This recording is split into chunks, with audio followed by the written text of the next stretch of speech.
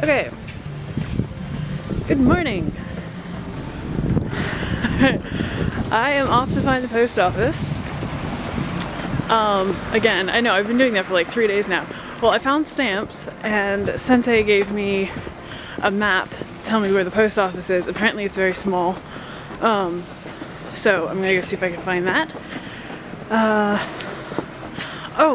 So the thing that I find is the hardest to remember to do in this culture so far, anyway, is to put the house slippers on.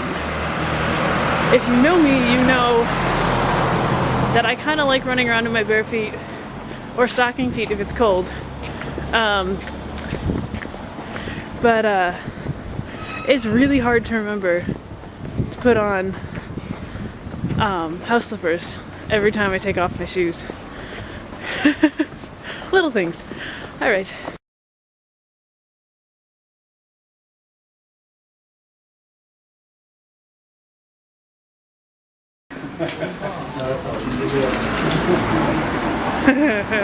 Okay, so I found the post office and I mailed my letter, so that'll work. And those are really cool doors. You'll find them all over the place. You just touch the little screen thing and it opens. Okay. So I've decided on a plan. I'm going to the ocean. I have packed little these, which they call the Japanese sandwich. They're like little, there's rice in them and then there's stuff inside the rice. And the stuff changes, so like sometimes it'll be tuna, sometimes it'll be a plum. I really have no idea what are in these, but there are 3 different ones, so I'll find out and let you know as I come. So the ocean is about an hour away if I don't get lost, and if I do, I have no plans for today, so bring it on.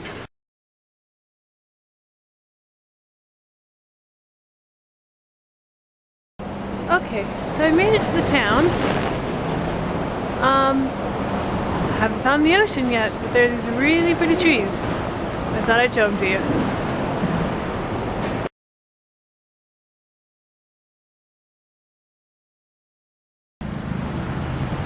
So here are more of those idols I was talking about.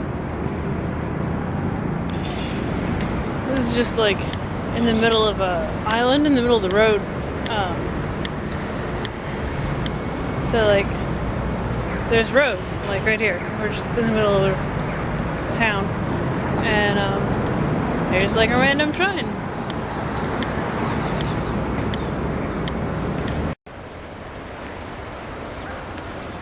So,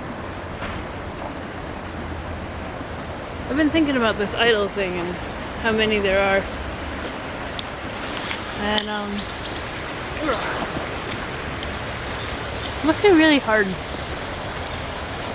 I understand sort of why it must take like 10 or 12 years for people to turn to Christ, because every single day they would be reminded of what they've given up and what they've had to turn down and why their family doesn't talk to them anymore and why they're being called un-Japanese and a traitor to all their traditions and everything.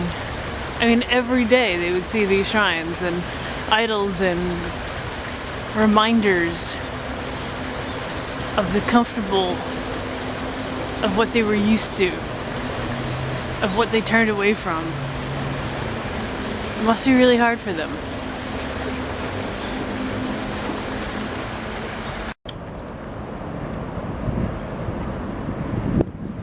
Well, it's not quite the ocean, but it's absolutely gorgeous. We are at the aquarium.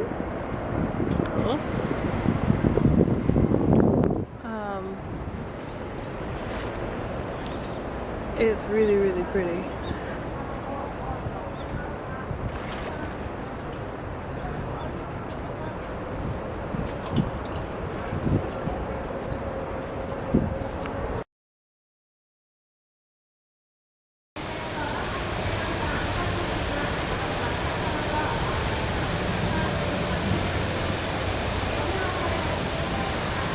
Talking you're hearing is a class going on over to the side. These are just gorgeous, so I thought I'd record them for you. And for me, because they're pretty.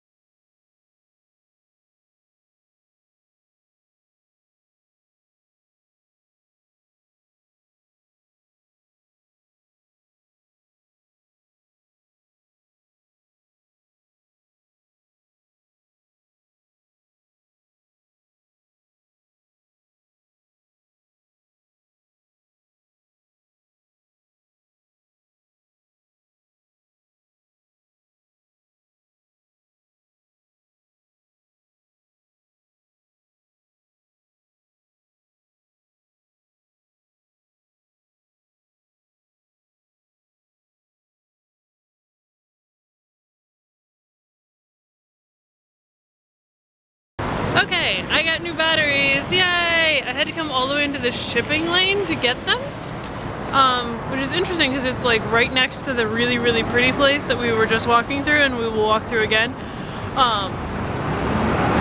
It's weird to have something so industrial right next to something so natural, but I guess that's how they do that here. So this is where everything that's made in Japan comes through. And there are lines of trucks that go farther than I can see.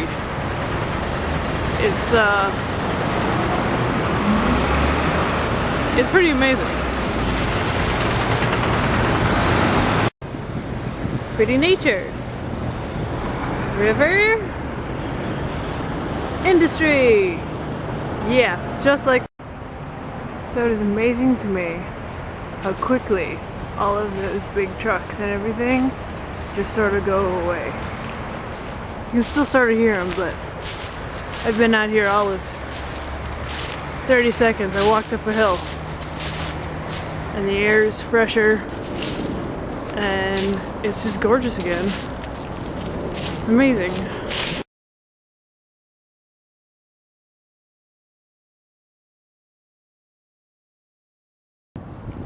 So chances are, now that I'm recording, they won't do it. But in this river, there are jumping fish. And they jump like 3 or 4 feet out of the ground, out of the water. Big jumping fish. I don't know what they are. I think they're like some sort of a koi or something, but none of them are jumping now. Of course, because I turned the camera on. There were like 7 of them. Alright. This is a cool non-damaging way to tag trees, because as the tree grows, it just stretches with it. And you, oh sh!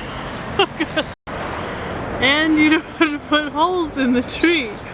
And you can still tag it and it can grow without damage.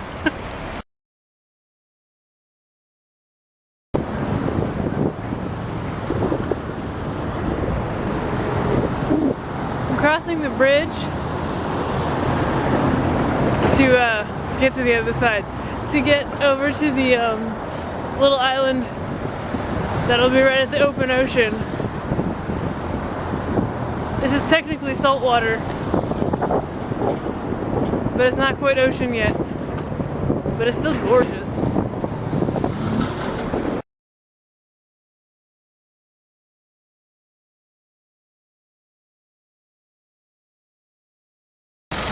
I've got a lovely bunch of coconuts, dee-dee-dee-dee. There they are, all standing in a row, dum-dum-dum.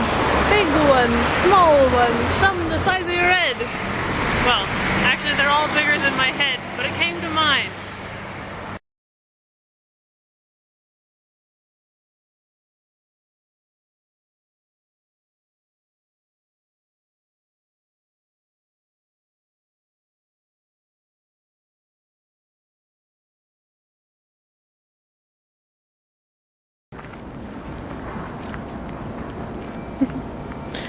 So, I've picked up some cat friends. And I've got to thinking about who God is today. Or how I've seen him today. Today, he's beautiful. He is drop dead, flat out gorgeous. With everything he's created. All this nature and cats. It's just beautiful. And created us. And we're gorgeous too. So it's just good to see that, I think, today.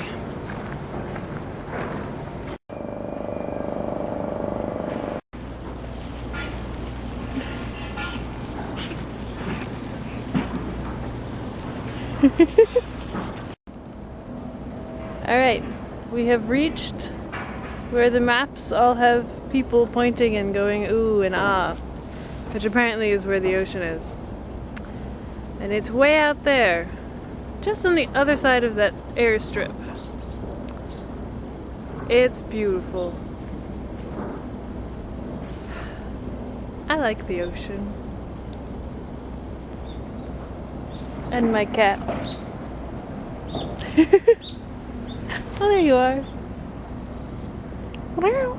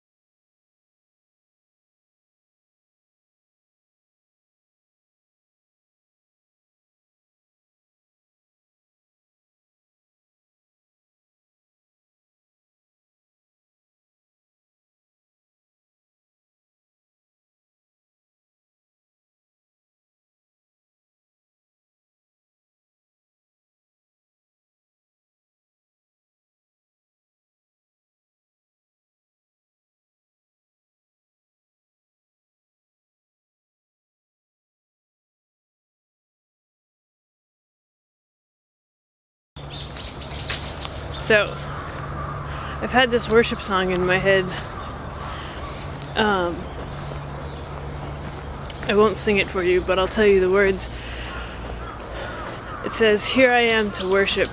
Here I am to bow down. Here I am to say that you are my God. You're altogether lovely and altogether worthy and altogether wonderful to me. And I will never know how much it costs to see my sin upon your cross. I will never know how much it costs to see my sin upon your cross. So here I am to worship, and here I am to bow down, and here I am to say that you are my God."